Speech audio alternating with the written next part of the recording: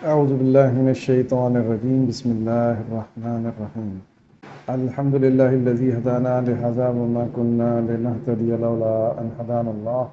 تو ہم تعریف صلی اللہ کے لیے جس نے ہمیں ہدایت بخشی، اور ہم کبھی ہدایت کو نہ پہنچ سکتے تھے اگر وہ ہماری رہنمائی نہ فرماتا۔ اللہم صلی علی سیدنا و شفیعنا و نبینا و حبیبنا و سندنا ابو القاسم محمد۔ اللہم صلی علی محمد و علی آل محمد وبارک وسلم۔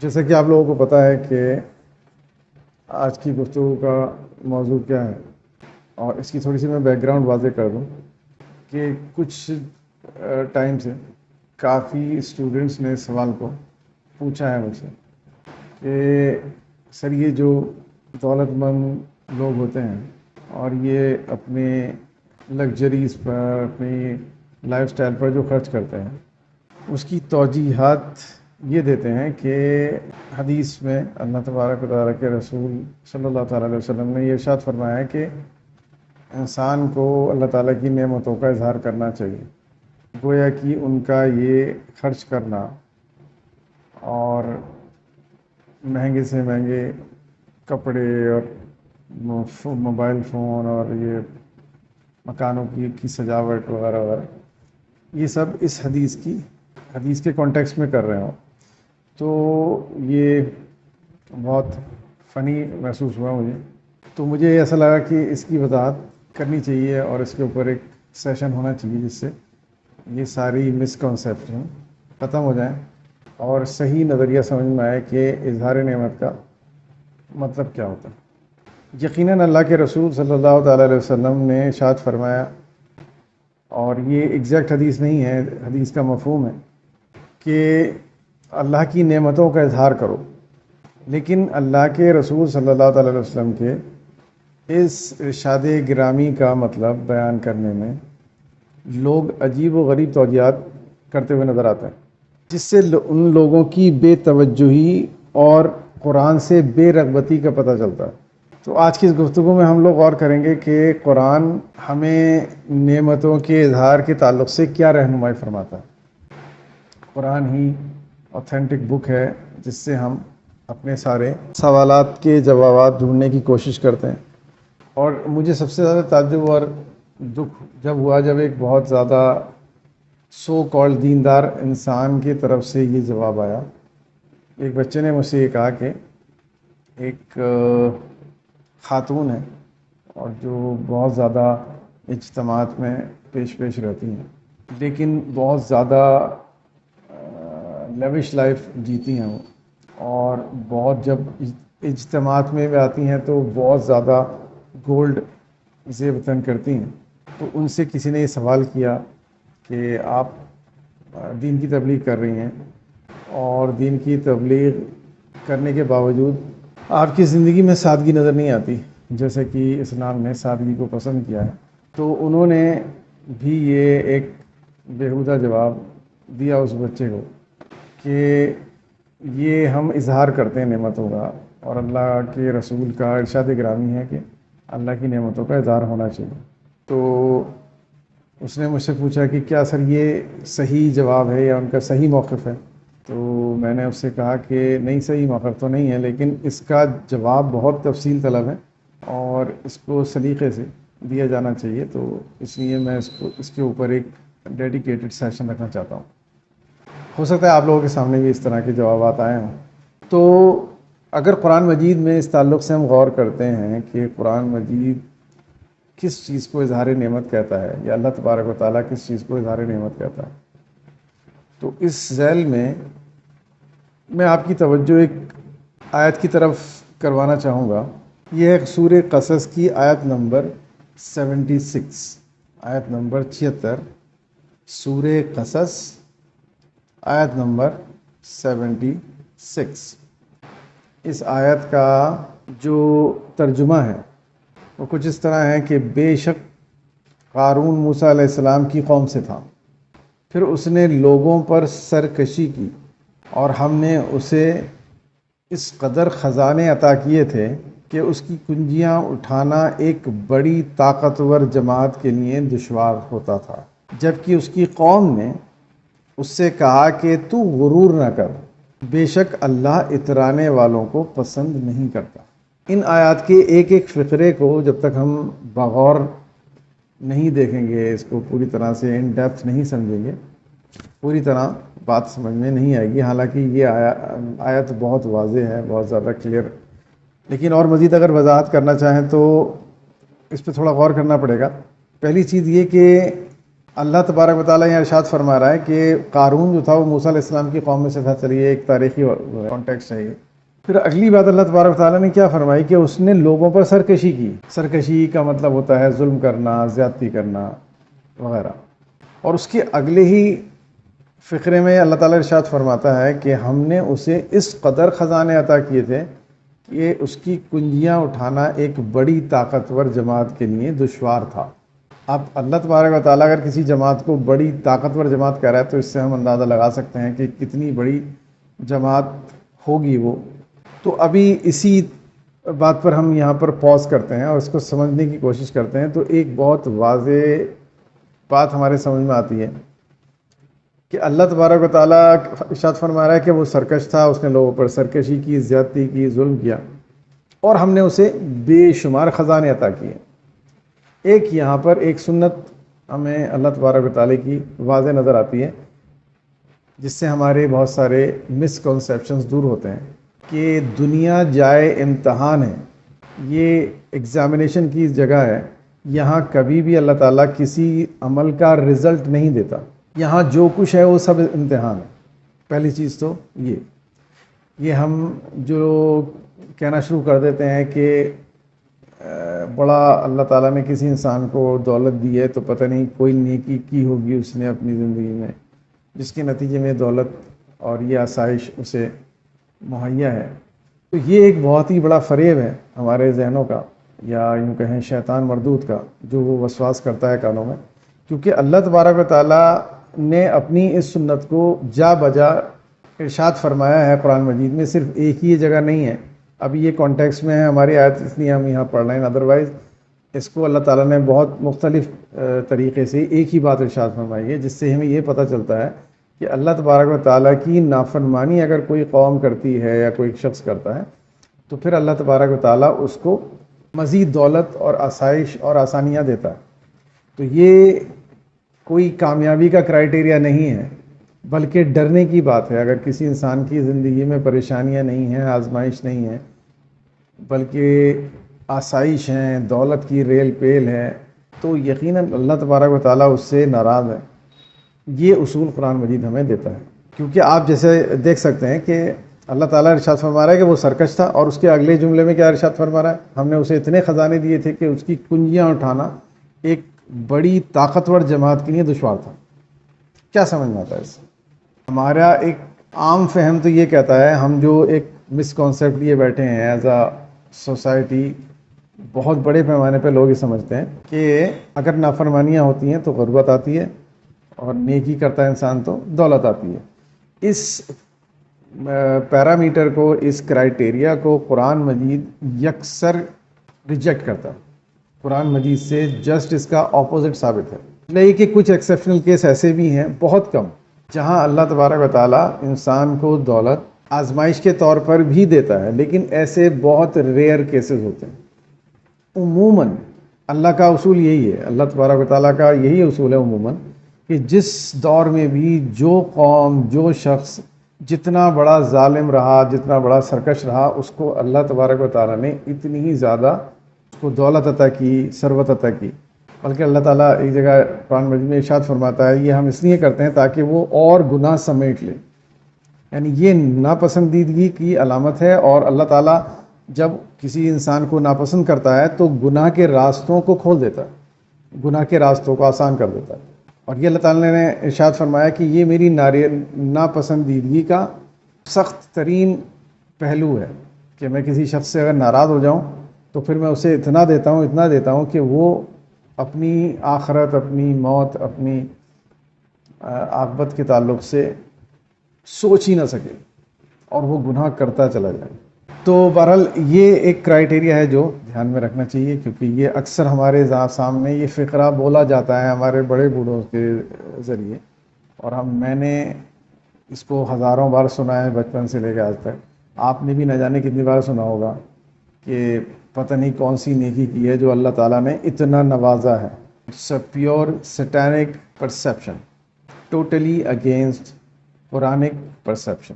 جو ہم بات کرتے ہیں کہ پچھلے 1400 سال میں سب سے زیادہ بڑا جو نقصان شیطان مردود نے ہمارے ساتھ کیا ہے یا کوشش کی ہے کرنے کی، فضل تعالیٰ، اللہ تعالیٰ کے فضل و کرم سے اللہ تعالیٰ توفیقات دیتا رہتا ہے بندوں کو، اور وہ باتوں کو سمجھ کر سمجھاتے رہتے ہیں. ہم عام انسانوں کو باتیں سمجھ میں آتی رہتی ہیں. بڑا کرم ہے اللہ تبارک و تعالیٰ کا کہ وہ توفیقات عطا کرتا ہے کہ ہم باتوں کو گہرائی میں جا کر سمجھیں، کیونکہ تمام توفیقات اللہ تعالیٰ کی جانب سے ہی ہیں. تو یہ ایک بہت ہی خطرناک معیار کو بالکل ہی الٹ دینا ہے. معیار جو ہے قرآن کا، اس کا جسٹ اپوزٹ ہمارے کانوں میں یا ہمارے بڑوں کے کانوں میں وسواس اس نے کر رکھے ہیں. تو کہیں پر بھی اگر اس طرح کا کوئی اسٹیٹمنٹ آتا ہے تو ہماری یہ اخلاقی ذمہ داری ہے کہ اس شخص کو ہم کریکٹ کریں، اس کی توجہ اس بات پر دلائیں کہ جو آپ یہ ارشاد فرما رہے ہیں یہ قرآن مجید کے پیرامیٹر سے، قرآن مجید کے معیار سے یکسر مختلف ہے، اور کسی نیکی کے نتیجے میں اللہ تعالیٰ انسان کو دولت نہیں دیتا. کیونکہ سمپل بات ہے کہ دنیا جائے قرار نہیں ہے، یہ جزا کی جگہ ہے ہی نہیں کہ کوئی نیکی میں کروں گا تو اس کا بدل اللہ تعالیٰ دولت کی شکل میں مجھے عطا کرے گا. نہیں، یقیناً یہ کرائٹیریا آخرت کے معاملے میں بدل جائے گا. وہاں بالکل وہی کرائٹیریا ہوگا جو ہم یہاں پر اپلائی کر رہے ہیں. وہاں اسی انسان کو دولت اور نصیب ہوگی، آسائش نصیب ہوگی، آسانی نصیب ہوگی جس نے جتنی زیادہ نیکی کی ہوں گی. تو اگر ہم آخرت میں کسی کے تعلق سے کہیں کہ پتہ نہیں کیا نیکی کی ہوگی شخص نے جو اتنی بہترین اس کو جنت ملی ہے یا اتنی آسائش سے آخرت میں ملی ہے، وہی بہت ہی بڑا نیکوکار ہوگا. یہ پرفیکٹلی اوکے، 100% اگریڈ. لیکن وہ کرائٹیریا دنیا میں اپلائی کرنا احمقانہ بات ہے. بے وقوف انسان ہے وہ جو یہ سمجھتا ہے کہ وہ کرائٹیریا دنیا میں اپلائی ہوگا. دنیا کے اور آخرت کے کرائٹیریاز ایک دم اپوزٹ ہیں. دنیا کو اللہ تعالیٰ نے قرار دیا ہے جائے آزمائش، examination hall, place of test. اب کوئی بھی انسان کسی بھی حال میں ہے، دولت مندی میں ہے، غربت میں ہے، کسی بھی حال میں، وہ اس کی آزمائش کا ایک ذریعہ ہے، اس کے علاوہ کچھ نہیں. جو انسان قرآن مجید کا فہم نہیں رکھتا، قرآن مجید سے لگاؤ نہیں رکھتا، قرآن مجید سے اپنے پرسیپشنز کو ٹیلی کر کے کریکٹ نہیں کرتا، یہ بنیادی اور بہت واضح غلطیاں پرسیپشن کی تبھی ہوتی ہیں، اسی شخص کے اندر ہوتی ہیں. تو ہمیں ہمیشہ کوشش کرنی چاہیے کہ اپنے پرسیپشنز کو ریوائیو کرتے رہیں، اپڈیٹ کرتے رہیں ود دا ہیلپ آف قرآن مجید. قرآن مجید ہمارا مین سرور ہے. کمپیوٹر کی زبان میں قرآن مجید ہمارا مین سرور ہے جو مستقل ہمیں اپڈیٹ دیتا رہتا ہے. کہاں ہم غلطی کر رہے ہیں، کام نہیں کر رہے ہیں، کون سا وائرس ہمارے اندر آ گیا، وہ فوراً بتا دے گا. لیکن ہمیں اس اینٹی وائرس کو ایکٹیویٹ کرنا پڑے گا، ایکٹیویٹ رکھنا پڑے گا. تو ہم ہمیشہ یہ ہمیں وارن کرتا رہے گا کہ بھائی یہ کانسیپشن غلط ہے، کیونکہ یہ اللہ تعالیٰ کے معیار کے مختلف ہے، اس کے مخالف ہے. تو یہ بنیادی طور سے بات سمجھنے کی ہے کہ اللہ تعالیٰ کی نافرمانی کے نتیجے میں دولت کی ریل پیل ہوتی ہے، کسی نیکی کے نتیجے میں نہیں ہوتی.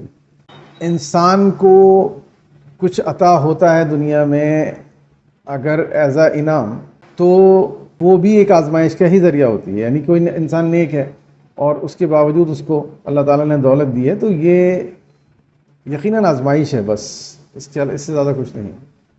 تو وہاں پر اللہ تعالیٰ اس بندے کو چیک کرنا چاہتا ہے کہ یہ کتنا مال میری راہ میں خرچ کرے گا، دوسرے بندوں کے مسائل کو حل کرنے میں کرے گا اور میری مرضی کے مطابق کرے گا. تو نہ دکھ سے بہت زیادہ وچلت ہونے کی بات ہے، مایوس ہونے کی بات ہے، نہ ہی بہت زیادہ آسائش سے خوش ہونے کی بات ہے. یہ دونوں طرح کی آزمائشیں ہیں اور مین موٹیو انسان کا اس آزمائش میں کھرا اترنا ہے. ہم پھر اسی آیت کے اوپر غور کریں گے کہ بے شک قارون موسیٰ علیہ السلام کی قوم سے تھا، پھر اس نے لوگوں پر سرکشی کی اور ہم نے اسے اس قدر خزانے عطا کیے کہ اس کی کنجیاں اٹھانا ایک بڑی طاقتور جماعت کے لیے دشوار ہوتا تھا. اب آگے بہت معنی خیز فقرہ ہے، بہت دھیان سے اس کو سمجھیے. ایک بڑی جماعت کے لیے دشوار ہوتا تھا جب کہ اس کی قوم نے اس سے کہا تو غرور نہ کر، اور بے شک اللہ اترانے والوں کو پسند نہیں کرتا۔ سبحان اللہ، دودھ کا دودھ پانی کا پانی، یہ اتنا کلیئر انسٹرکشن ہے کہ اس کے بعد بھی اگر مسکنسیپشن رہ جائے تو ہماری عقل پر ماتم کرنے کی بات ہے۔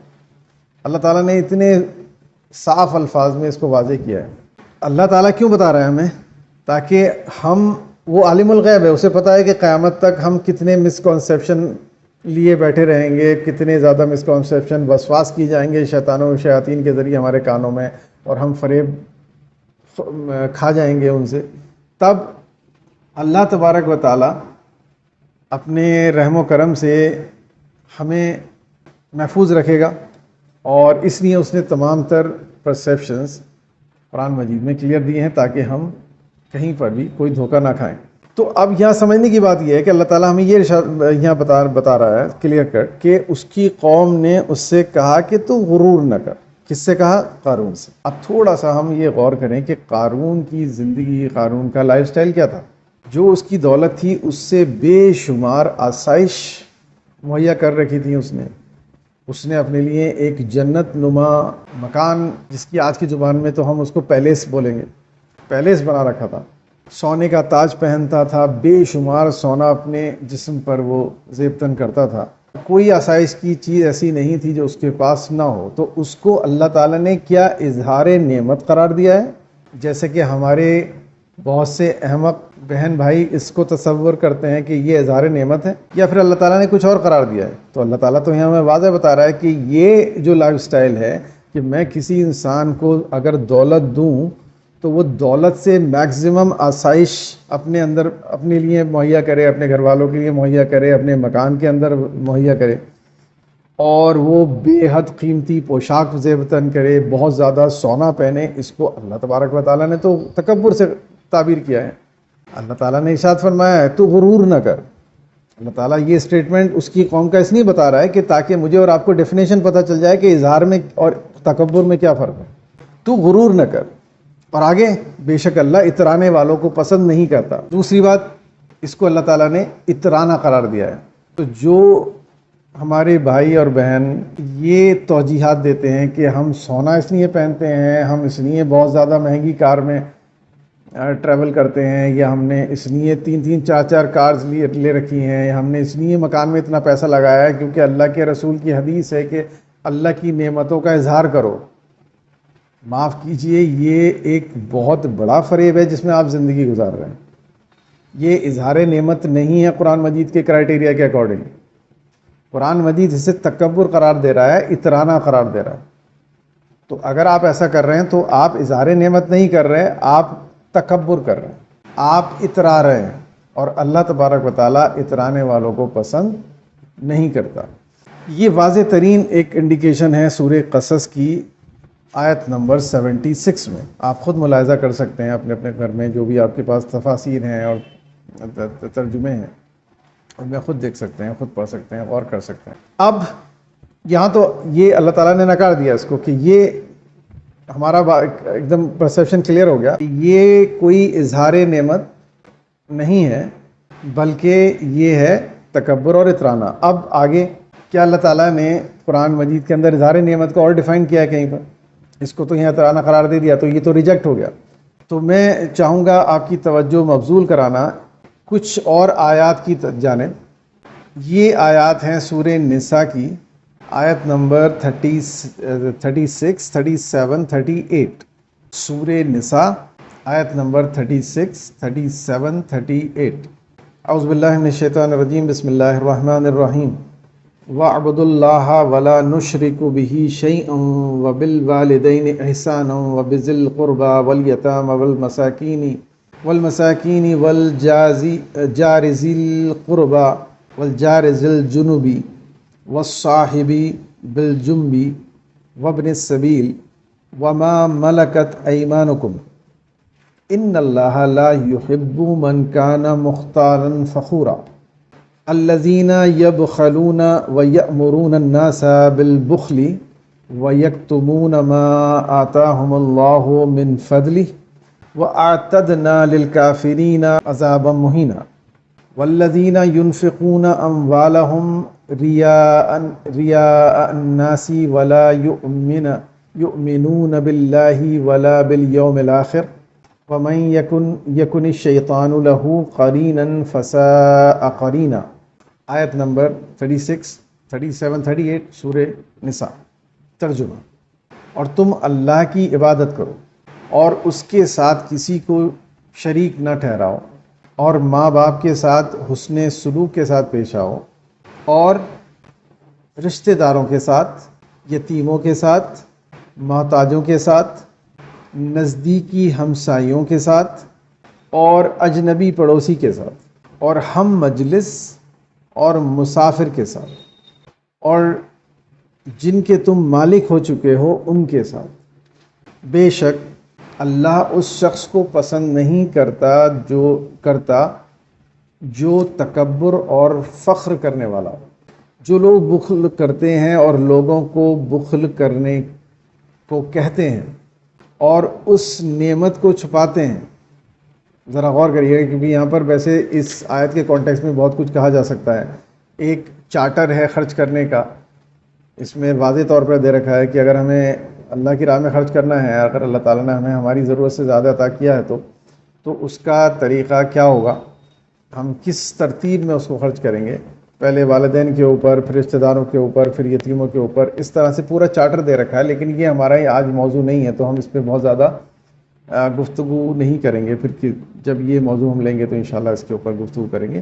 لیکن یہاں بس ایک ضمنی طور پر آپ کو یہ ذہن میں رکھنا ہے کہ یہاں اللہ تبارک و تعالیٰ انسانوں کے اوپر خرچ کرنے کو، اپنے اوپر خرچ کرنے کو نہیں کہہ رہا ہے۔ یہاں اللہ تعالیٰ یہ ارشاد فرما رہا ہے کہ مجھے پسند ہے کہ تم دوسرے انسانوں جن میں مختلف رشتے ہیں، مختلف ہمارے روابط ہیں، ان سارے لوگوں کو ڈفرینٹ کیٹیگریز آف پیپل، ان کے اوپر خرچ کرنے کو اللہ تعالیٰ یہاں پر اپنی ایک پسندیدگی کا اظہار کر رہا ہے اس عمل کے لیے تعلق سے۔ اور آگے جو فرماتا ہے، ارشاد فرماتا ہے اللہ تبارک و تعالیٰ، اس کو ذرا دھیان سے الفاظوں پہ غور کریے گا تو آگے جو سینٹینس ہے اس کو ذرا الفاظ اگر ہم بہت دھیان سے سمجھیں، بے شک اللہ تبارک و تعالیٰ اس شخص کو پسند نہیں کرتا جو تکبر اور فخر کرنے والا ہو۔ یہ تو بات ایک دم واضح ہے۔ اس کے آگے جو ارشاد فرما رہا ہے اللہ تعالیٰ، اس میں ہمارے سوال کا بہت کلیئر جواب۔ جو لوگ بخل کرتے ہیں اور بخل کرنے کی دعوت دیتے ہیں اور اس نعمت کو چھپاتے ہیں۔ اظہار کا اپوزٹ کیا ہے؟ بچہ بھی بتا دے گا، چھپانا۔ کسی چیز کو ظاہر کرنا، اس کا اپوزٹ ہے کسی چیز کو چھپانا۔ اب اللہ تبارک و تعالیٰ چھپانے کو کس چیز سے تعبیر کر رہا ہے؟ بخل۔ بخل کون کرتا ہے؟ بخل کسے کہتے ہیں؟ جو انسان صرف اور صرف اپنی آسائش کے اوپر خرچ کرے، اپنے اوپر خرچ کرے اور کسی غیر انسان کے اوپر، کسی دوسرے اپنے گھر سے باہر کسی انسان کے اوپر خرچ نہ کرے، اس کو کنجوسی کہتے ہیں، اس کو بخل کہتے ہیں۔ میرے پاس کوئی ایسا سامان ہے جس کو میں استعمال کرتا ہوں اور وہ اگر کوئی دوسرا میرا پڑوسی یا محلے والا مانگ لیتا ہے تو میں فوراً منع کر دیتا ہوں، بھائی میں نہیں دوں گا۔ تو یہ بخل کہلاتا ہے، اوبیسلی آپ جانتے ہو، کنجوسی۔ تو اللہ تعالیٰ بخل قرار دے رہا ہے کس چیز کو؟ جس کو میں اور آپ احمقانہ طور پر اظہار نعمت قرار دے رہے ہیں۔ Point to be noted. میرا یہ گھر، میرا یہ آسائش، میرا یہ سونا چاندی، میری یہ دولت، یہ اظہار نعمت ہے۔ اللہ تعالیٰ کہہ رہا ہے نہیں، یہ تو بخل ہے، یہ تو تکبر ہے، یہ تو اترانا ہے۔ اللہ تعالیٰ اس کو چھپانے سے تعبیر کر رہا ہے کہ تم میری نعمتوں کو چھپا رہے ہو، جسٹ اپوزٹ۔ میں کہہ رہا ہوں اظہار نعمت ہے، اللہ تعالیٰ کہہ رہا ہے نہیں، اظہار نعمت نہیں ہے، یہ تو میری نعمتوں کو چھپانا ہے۔ جو لوگ بخل کرتے ہیں اور لوگوں کو بخل کرنے کی دعوت دیتے ہیں اور اس نعمت کو چھپاتے ہیں جو اللہ نے اپنے فضل سے انہیں عطا کی ہے۔ اب کوئی گنجائش رہ گئی کسی کنفیوژن کی؟ تو ہم نے کافروں کے لیے ذلت انگیز عذاب تیار کر رکھا۔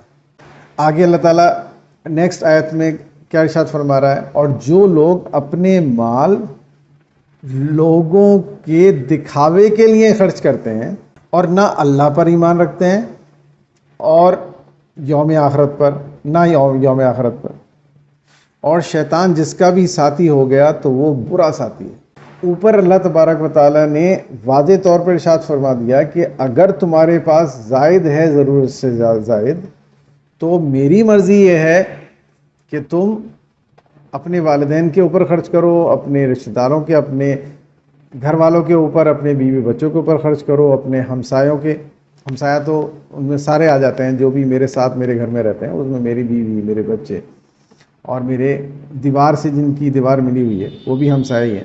تو ہمسایہ ایک وسیع معنی رکھنے والا لفظ ہے۔ تو اللہ تبارک و تعالیٰ نے کہا کہ یہ ان کے اوپر خرچ کرنا یہ اپوزٹ ہے بخل کا، یہ ہے اصل میں اظہار نعمت، یہ ہے اصل میں اظہار نعمت۔ اگر مجھے اللہ تبارک و تعالیٰ نے دولت دی ہے اور اتنی دولت دی ہے، بہت زیادہ تو الگ بات ہے، جتنی بھی دی ہے میری ضرورت سے زیادہ ہے، اب ضرورت سے زیادہ بہت زیادہ ہے، بہت اور بہت زیادہ ہے، جتنی بھی زیادہ ہے اس سے دوسرے ان لوگوں کی مدد کرنا جن کو اللہ تبارک و تعالیٰ نے آزمائش کے بطور نہیں دیا ہے، جن کو تنگی سے اللہ تعالیٰ آزما رہا ہے، ان لوگوں کے اوپر خرچ کرو، چاہے وہ والدین ہوں، ہمسائے ہوں، رشتہ دار ہوں، یتیم ہوں، مسافر ہوں، ہم مجلس ہوں، وہ مختلف لوگ ہو سکتے ہیں۔ تو اللہ تبارک و تعالیٰ اظہار نعمت کا مطلب ہمیں یہ بتا رہا ہے کہ میری نعمت کا اظہار کرنے کا مطلب یہ ہے کہ تم کتنا اس دولت سے، اس نعمت سے، یہ بھی ضروری نہیں ہے کہ وہ نعمت دولت ہی ہو، یہ بھی ایک کم کوتا نظری ہوگی اگر ہم اس کو صرف دولت پہ قیاس کریں گے۔ وہ کوئی بھی نعمت ہو سکتی ہے، وہ ہماری سمجھ ہو سکتی ہے، وہ ہماری ایک جسمانی طاقت ہو سکتی ہے، انفرادی طاقت ہو سکتی ہے۔ تو جو بھی طاقت ہمیں دی ہے، اگر اس چیز سے میں دوسرے بندوں کو فائدہ پہنچا رہا ہوں، اللہ تبارک و تعالیٰ ارشاد فرماتا ہے یہ ہے میری نعمت کا اظہار۔ تم جو کہہ رہے ہو نعمت کا اظہار کہ ہم اپنے اوپر اس لیے سونا لادے ہوئے ہیں تاکہ یہ ہم اظہار کریں اس بات کا کہ اللہ نے ہمیں دیا ہے، یہ ایک وسوسہ ہے، پیور شیطانی وسوسہ۔ اپنی آسائش پر، اپنی لائف سٹائل پر خرچ کرنا اظہار نعمت نہیں ہے، معاف کیجیے۔ اب اس میں ایک اور باریک نقطہ ہے، اس کو بھی واضح کر دینا چاہیے کہ بہت سے لوگ اس حد تک بخیل ہوتے ہیں کہ وہ اپنے مطلب ٹھیک ٹھاک پیسہ ان کو دیا ہے اللہ تعالیٰ نے، کافی فارغ البال ہیں وہ، لیکن اس کے باوجود وہ بہت ہی زیادہ گندے اور بہت ہی بوسیدہ پرانے کپڑوں میں رہتے ہیں، پھٹے پرانے کپڑوں سی کے اس کو پہنتے ہیں، پیبند لگا کے پہنتے ہیں، جبکہ وہ نئے کپڑے لے سکتے ہیں، چہ جائے کہ وہ کپڑے بہت زیادہ لیوش نہ ہوں، بہت زیادہ مہنگے نہ ہوں، اور اس کا مقصد یہ نہ ہو کسی کو دکھانا کہ دیکھو میں ایسے کپڑے پہنتا ہوں یا ایسی برانڈ کے کپڑے پہنتا ہوں کہ جو عام انسان کی بس کی بات نہیں ہے، اس طرح کے کپڑے نہ ہوں، لیکن نارملی کپڑے لے سکتا ہے انسان۔ وہ پھٹے ہوئے، وہ پیون لگے ہوئے کپڑے پہننے کی اس کو ضرورت نہیں ہے۔ تو یہ بھی اللہ تعالیٰ کی ناشکری ہی ہے، نو ڈاؤٹ، اور ایسا بھی نہیں کرنا چاہیے۔ اگر اللہ تعالیٰ نے انسان کو اتنا عطا کیا ہے کہ وہ آسانی سے نئے کپڑے خرید سکتا ہے، تو 2-4 کپڑے اس کے پاس ایسے ہونے چاہیے جو صاف ستھرے ہوں، پھٹے پرانے نہ ہوں، کیونکہ اللہ تبارک و تعالیٰ اس کو بھی پسند نہیں کرتا کہ انسان کے پاس استطاعت ہے صاف ستھرا رہنے کی، صاف ستھرے کپڑے پہننے کی، اس کے باوجود وہ پھٹے پرانے کپڑے پہن کر لوگوں کو یہ دکھائے کہ میں دیکھو کتنا زیادہ فقیرانہ میری زندگی ہے۔ اللہ تعالیٰ ڈس لائکس دس۔ یہ ایک حدیث میں نے کہیں پڑھی تھی، اس کا ریفرنس مجھے نہیں معلوم، کہ اللہ تبارک و تعالیٰ 2 طرح کی شہرتوں سے غضبناک ہوتا ہے، 2 طرح کے فیم سے۔ شہرت سمجھتے ہیں فیم؟ جب کسی بندے کے اندر دیکھتا ہے کہ 2 طرح کے فیم اسے حاصل ہیں، اللہ تبارک و تعالیٰ خوش نہیں ہوتا، اللہ تعالیٰ سخت ناراض ہوتا ہے۔ الفاظ حدیث کے غضبناک ہونے کے، غضبناک کا مطلب انتہائی غصے میں، جلال میں آ جاتا ہے۔ اللہ تعالیٰ جلال میں آ جاتا ہے۔ کس شہرت کے تعلق سے حضور نے بولا ہے؟ حضور صلی اللہ علیہ وسلم نے فرمایا کہ 2 طرح کی شہرتیں ایسی ہیں جس کو اللہ تعالیٰ ناپسند فرماتا ہے، جلال میں آ جاتا ہے۔ ایک پوشاک کی شہرت، دوسرا عبادت کی شہرت۔ پوشاک کی شہرت 2 طرح کی ہوتی ہے، کپڑوں کی شہرت 2 طرح کی ہوتی ہے، 2 ایکسٹریم ہیں۔ دونوں کے تعلق سے اللہ تبارک و تعالیٰ اپنی ناپسندیدگی کا اظہار کرتا ہے۔ اس حدیث کے بقول کوئی انسان یہ مشہور ہو جائے کہ بڑا متقی انسان ہے، وہ تو کرتا بھی پہنتا ہے 3 پیبند لگے ہوئے، کیا فقیرانہ زندگی ہے اس کی۔ اگر وہ واقعتاً اتنا ہی مفلوق الحال ہے کہ واقعتاً وہ نئے کپڑے نہیں پہن سکتا اور پیوند لگے ہوئے کپڑے پہنے گا، تو اوبیسلی وہ اس حدیث کے کانٹیکسٹ میں نہیں آئے گا۔ لیکن اگر انسان نے اپنے آپ کو متقی اور پرہیزگار دکھانے کے لیے ایسا کیا ہے جبکہ وہ استطاعت رکھتا ہے کہ وہ پھٹے پرانے پیوند لگے ہوئے کپڑے نہ پہنے، تو اس کو اللہ تعالیٰ پوشاک کی شہرت سے تعبیر فرماتا ہے کہ تم نے اپنے آپ کو مشہور کرنے کے لیے، اپنی تقوی کو مشہور کرنے کے لیے، اپنی نیکی کو اور سادگی کو مشہور کرنے کے لیے ایسا کیا ہے، اور یہ مجھے سخت ناپسند ہے۔ دوسری شہرت ہوتی ہے کہ کوئی انسان کے بارے میں یہ وہ کہہ رہے صاحب اس آدمی کو تو کبھی دوسری بار کپڑا پہنے ہوئے نہیں دیکھا، اتنے سال تو ہمیں ہو گئے، ہمیشہ جب بھی دیکھا نئے کپڑے پہنے ہوئے دیکھا، پتہ نہیں کتنے کپڑے ہیں اس کے پاس، پتہ نہیں کوئی کپڑا دوسری بار پہنتا ہے نہیں پہنتا ہے۔ ایک یہ ایکسٹریم ہے، یہ بھی پوشاک کی شہرت ہے۔ اللہ تعالیٰ ان دونوں طرح کی شہرتوں کو، ان دونوں طرح کے فیم کو سخت ناپسند فرماتا ہے اس حدیث کے مطابق، اس کا میں نے آپ سے ذکر کیا۔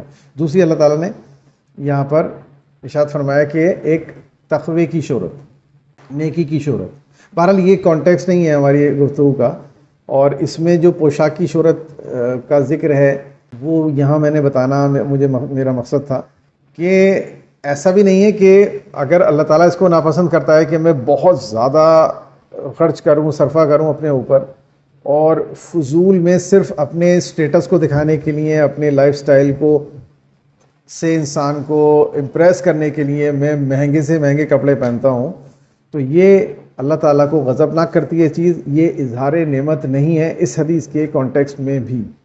تو یہ ایک بہت بڑا فریب ہے کہ کوئی انسان اس چیز کو اظہار نعمت سمجھتا ہے کہ جتنا مجھے اللہ تعالیٰ نے پیسہ دیا ہے میں اس سے زیادہ اپنے اوپر خرچ کروں، اپنے گھر پر خرچ کروں، اپنی لگژری پر خرچ کروں۔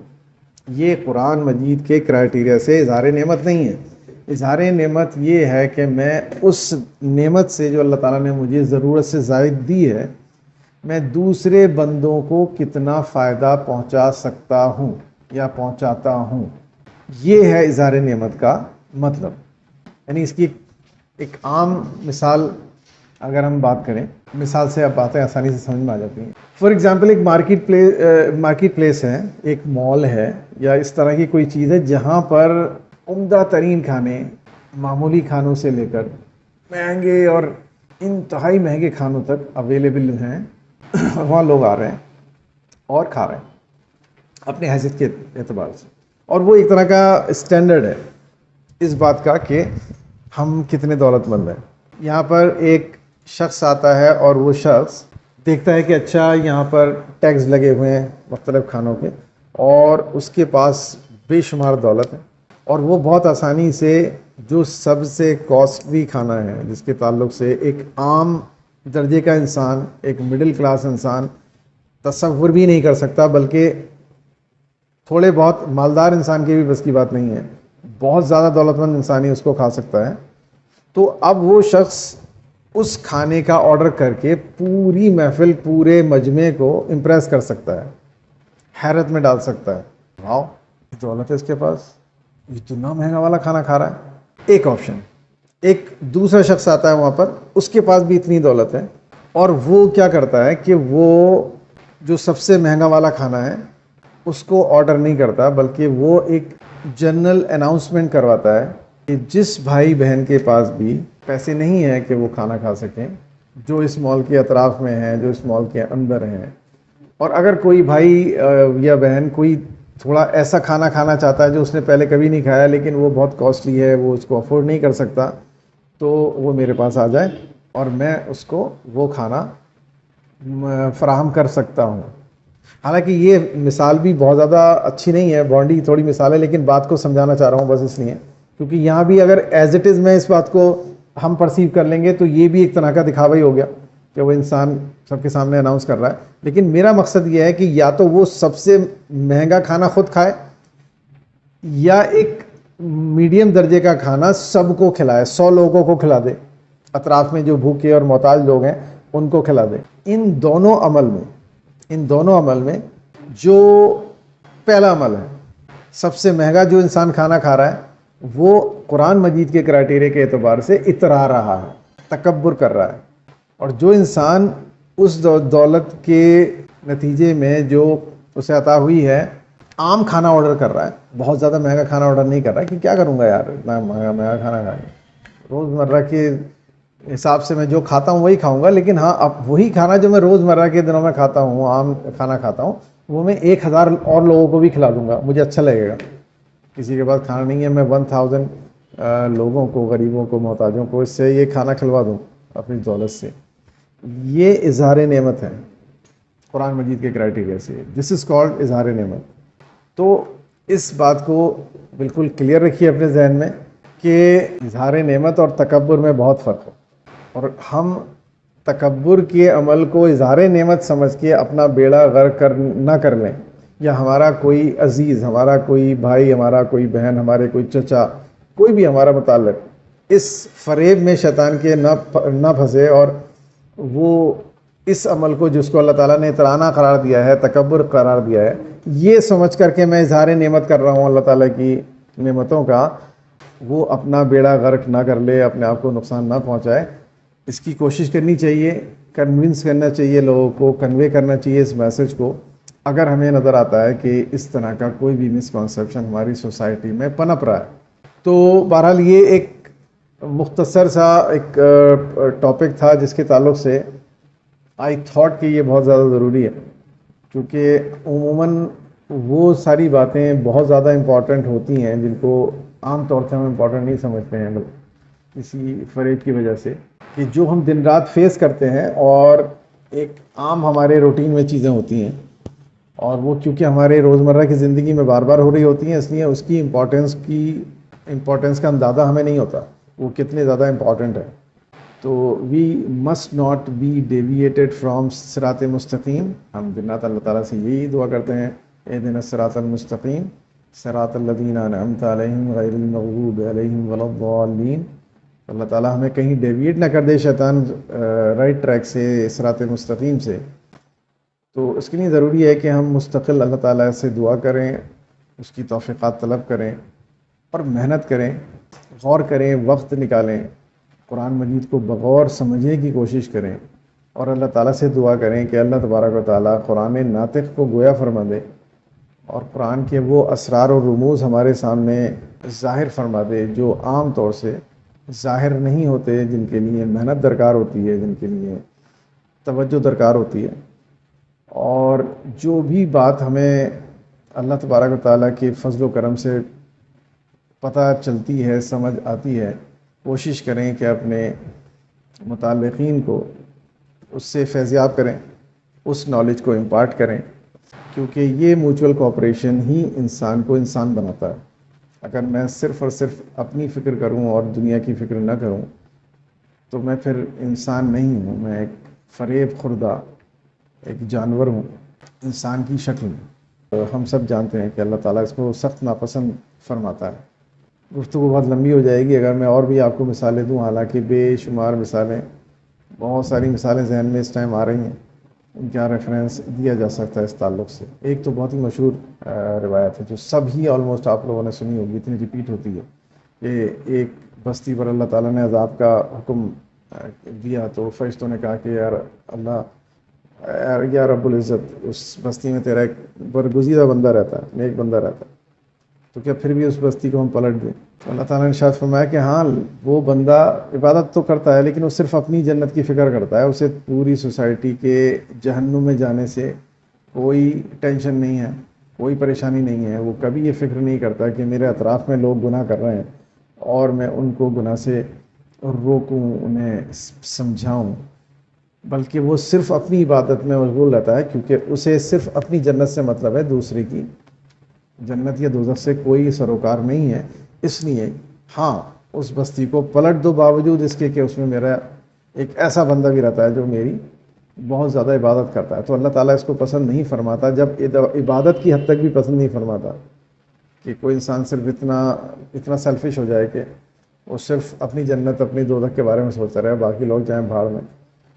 تو ظاہر ہے کہ اور چیزوں میں اللہ تعالیٰ یہ کیسے پسند کر سکتا ہے کہ جو چیز انسان کو مہیا ہے اس کے تعلق سے صرف انسان اپنے بارے میں سوچے اور دوسرے کے بارے میں نہ سوچے۔ یہ بہت ہی زیادہ بڑا فریب ہے اگر ہم اس فریب میں خود نخواستہ مبتلا ہوتے ہیں۔ تو this is very important to understand, اور اس لیے میں نے آپ کو دعوت دی آج اس نیٹ کے ذریعے اس گفتگو کے میں شامل ہونے کے لیے، اور ہوپ فلی آپ کے کانسیپٹ میں اضافہ ہوا ہوگا، آپ کے پرسیپشن کلیئر ہوا ہوگا اس تعلق سے، اور مزید اگر کوئی سوال آپ کے ذہن میں ہو تو آپ اس کانٹیکسٹ میں کر سکتے ہیں۔ اسی کانٹیکسٹ میں میں آپ کو دعوت دے رہا ہوں، اور اس کے علاوہ نہیں ہے، کیونکہ جو عام کویشچن اینڈ آنسر ہوتے ہیں وہ ہم جنرل جو ہمارا کویشچن آنسر سیشن ہوتا ہے اسی میں ہم دعوت دیتے ہیں کہ کوئی بھی انسان، کوئی بھی پارٹیسپینٹ کچھ بھی پوچھ سکتا ہے related to life, related to religion, اور اگر وہ ہمارے علم میں ہے، اگر ہماری استطاعت میں ہے تو ہم لوگ اس کو ایک دوسرے سے شیئر کرتے ہیں۔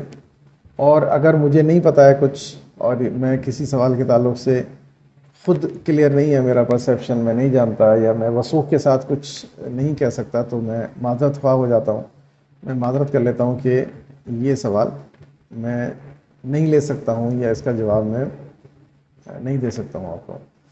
دوسری بات یہ بھی میں آپ کو ریمائنڈ کرواتا چلوں کہ ہمارے اس سیشن کے کچھ رولز ہیں، کچھ ہمارے نئے پارٹیسپینٹس بھی ہیں جن کو یہ پتہ ہونا چاہیے، کچھ ہمارے پرانے بچے ہیں جو بہت زمانے سے ہمیں فالو کر رہے ہیں، ان کو تو معلوم ہی ہے کہ 2 طرح کے سوال ہم انٹرٹین نہیں کرتے ہیں کسی بھی سیشن میں، اس میں ہم بہت زیادہ اسٹرکٹ ہیں، اور وہ سوال ہیں، ایک تو کوئی بھی فقہی بات، کوئی بھی ایسی بات جس کا تعلق اجتہاد سے ہو، فقہ کے تعلق سے اگر کوئی سوال آتا ہے تو ہم اس کو نہیں لیتے ہیں، اور دوسرا ہم کوئی بھی کنٹروورشیل پرسیپشن نہیں لیتے ہیں، یعنی کوئی بھی ایسا کویشچن جو مختلف اسکول آف تھاٹ کے درمیان ایک جھگڑے کا، ایک تنازع کا باعث ہے، جس کے تعلق سے بہت سینسٹیو ہیں لوگ اور ایک دوسرے کو برا بھلا کہتے رہتے ہیں، اس معاملے میں اس طرح کا کوئی کنٹروورشیل اگر معاملہ ہے تو ایسے کسی بھی پوائنٹ کو ہم، کنٹروورشیل کویشچن کو بھی ہم نہیں انٹرٹین کرتے ہیں، بلکہ ہم نارمل کویشچنس کو جن کا تعلق ہماری پریکٹیکل لائف سے ہوتا ہے، ہماری فلاسفی آف لائف سے ہوتا ہے، صرف ہم اسی کو انٹرٹین کرتے ہیں۔ اور مثال کے طور پہ میں آپ کو سمجھا دوں، کیونکہ یہ کچھ لوگوں کو واضح نہیں ہوتا کہ ایک چیز ہوتا ہے دین، اور دوسری چیز ہوتی ہے مذہب۔ مذہب اور دین میں ایک واضح فرق ہے۔ مذہب کا مطلب یہ ہوتا ہے کہ میں آپ کو مسائل بتاؤں، میں حنفی اسکول آف تھاٹ کے حساب سے کوئی مسئلہ آپ کو بتاؤں، یا حنبلی اسکول آف تھاٹ کے تعلق سے میں کوئی مسئلہ بتاؤں، شافعی مسلک کے حساب سے کوئی مسئلہ بتاؤں، تو بیسیکلی یہ جو 4 امام یا 5 امام ہیں وہ مذہب کہلاتے ہیں۔ یہ شافعی، مالکی، حنبلی، حنفی، یہ شافعی اسکول آف تھاٹ ہے۔ ایک اسکول آف تھاٹ جعفری بھی ہے، امام جعفر صادق علیہ رحمہ کا، جس کو اہل تشیع فالو کرتے ہیں۔ تو یہ مذاہب ہیں، دین سب کا سیم ہے۔ اکثر لوگوں کو یہ مسکنسیپشن ہوتا ہے، یہ بھی کلیئر کر لیجئے ان بریف۔ دین کا مطلب ہے way of life, code of life, یعنی میں کسی سے کہوں کہ بھائی جھوٹ مت بولو، اور جھوٹ بولنے کے کیا نقصانات ہیں، جھوٹ سچ بولنے کے کیا فوائد ہیں، تو ظاہر ہے کہ اس کے لیے مجھے کسی ڈگری کی، کسی مدرسے کے سرٹیفکیٹ کی ضرورت نہیں ہے۔ کوئی انسان کہے کہ ارے صاحب آپ قرآن مجید کی کیسے دعوت دے رہے ہیں، آپ تو عالم دین ہے ہی نہیں، معاف کیجئے، مجھے کسی سے یہ کہنے میں کسی سرٹیفکیٹ کی ضرورت نہیں ہے کہ بھائی جھوٹ مت بول، بھائی گالی مت بکو، بھائی بےمانی مت کرو، یہ دین ہے، اس کے لیے کسی سرٹیفکیٹ کی ضرورت نہیں ہے، بلکہ حدیث مبارکہ میں یہ آتا ہے کہ جتنا جانتے ہو دوسرے لوگوں تک پہنچاؤ، یہ تمہاری اخلاقی ذمہ داری ہے، جس کے تعلق سے آخرت میں اللہ تبارک و تعالیٰ سوال کرے گا کہ تم جو جانتے تھے وہ تم نے دوسروں تک پہنچایا یا نہیں پہنچایا۔